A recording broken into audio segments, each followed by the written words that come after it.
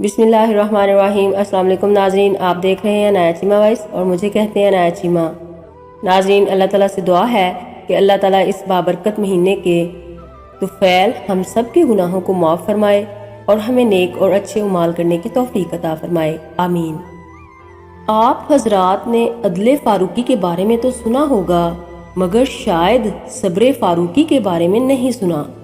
حضرت عمر فاروق رضی اللہ عنہ کے بارے میں عام تاثر یہی ہے کہ آپ رضی اللہ عنہ بہت سخت طبیعت کے مالک تھے، مگر حقیقت یہ ہے کہ آپ نہایت رقت آمیز طبیعت کے مالک تھے۔ آپ کی سختی اصول پر مبنی ہوتی تھی اور وہ ایک ایڈمنسٹریٹر کے لیے بہت ضروری بھی تھی۔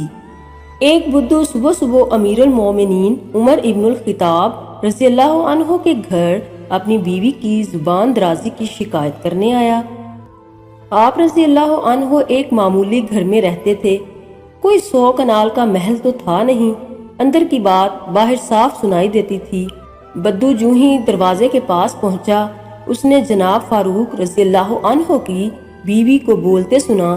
وہ خوب کلاس لے رہی تھی اور آگے سے جناب فاروق رضی اللہ عنہ کی آواز تک نہیں آ رہی تھی۔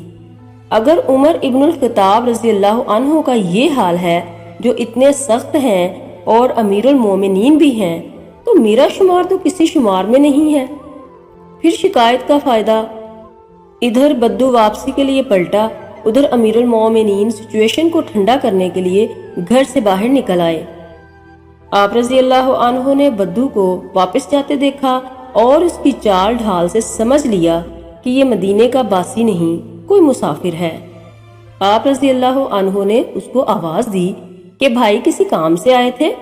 وہ واپس پلٹا اور کہا کہ امیر المومنین، میں اپنی بیوی کی شکایت لے کر آیا تھا کہ وہ مجھے بہت ڈانٹتی ہے، مگر آپ کو بھی اسی مصیبت میں مبتلا دیکھ کر واپس جا رہا تھا کہ جب امیر المومنین کا خود اپنا یہ حال ہے تو پھر ہمارے لیے بھی صبر کے سوا چارہ نہیں۔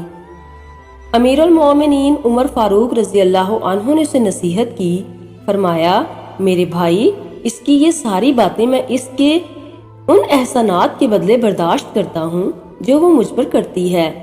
وہ میرا کھانا تیار کرتی ہے، میری روٹی پکاتی ہے، میرے کپڑے دھوتی ہے، میری اولاد کو دودھ پلاتی ہے اور میرے دین کی حفاظت کرتی ہے اور مجھے حرام سے بچاتی ہے، اور یہ سب اس پر واجب بھی نہیں ہے۔ اس شخص نے کہا کہ امیر المومنین، میری بیوی بھی یہ سب کام کرتی ہے۔ آپ رضی اللہ عنہ نے فرمایا تو پھر اس کو برداشت کرو بھائی، یہ تھوڑی سی مدت ہی تو ہے، یہ تھوڑی سی مدت ہی کی تو بات ہے، پھر نہ ہم رہیں گے اور نہ وہ۔ یا امیر المومنین، بدو نے کہا آپ سچ کہتے ہیں امیر المومنین، اور واپس چل پڑا۔